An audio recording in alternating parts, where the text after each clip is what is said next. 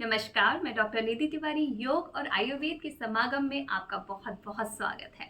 आज मैं आपको एक ऐसे प्राणायाम के बारे में बताने जा रही हूँ जो हम ठंड के मौसम में कर सकते हैं। यह प्राणायाम ठंड से होने वाली जितनी भी बीमारियां हैं उन सबको दूर रखेगा, जैसे कि सर्दी जुकाम, कफ, खांसी आना, साथ साथ में हेडेक बना रहना, साइनस की प्रॉब्लम, कान में इन्फेक्शन होना, श्वास में दिक्कत आना, अस्थमा की प्रॉब्लम जो होती है, सांस लेने में समस्या उत्पन्न होती है, इन सब चीज़ों को वो दूर रखेगा। तो सबसे पहले जानते हैं कि सूर्यभेदी प्राणायाम करना कैसे है, यह होता क्या है और इसके फायदे क्या क्या हैं। तो इसे करने के लिए आप किसी भी सुखासन में बैठ जाइए। उसके बाद आप अपने हाथ को इस तरह से आपके इंडेक्स फिंगर और मिडिल फिंगर को मोड़ लीजिए और आपके अंगूठा और आपकी जो दो उंगलियां हैं उससे आपको आपकी नोस्ट्रिल को बंद करना है और खोलना है। अब आप सीधे बैठ जाइए, आपका चिन स्ट्रेट होगा, बैक स्ट्रेट, नेक स्ट्रेट। आपको राइट नोस्ट्रिल से इनहेल करना है, लेफ्ट नोस्ट्रिल से बाहर निकालना है।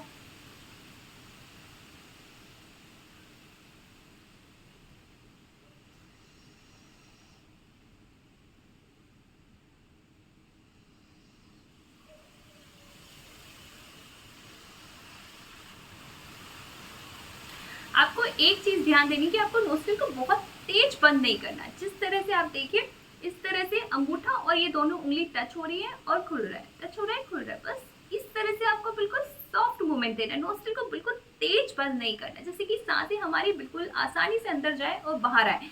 सांसों को जब हम लेते हैं और छोड़ते हैं तो आवाज नहीं आनी चाहिए, हमें ही ना पता चले कि हम सांस दे रहे हैं, छोड़ रहे हैं, तो सामने वाले को तो पता ही नहीं चलेगा। तो ये छोटी छोटी चीजों का आपको बहुत ध्यान रखना है।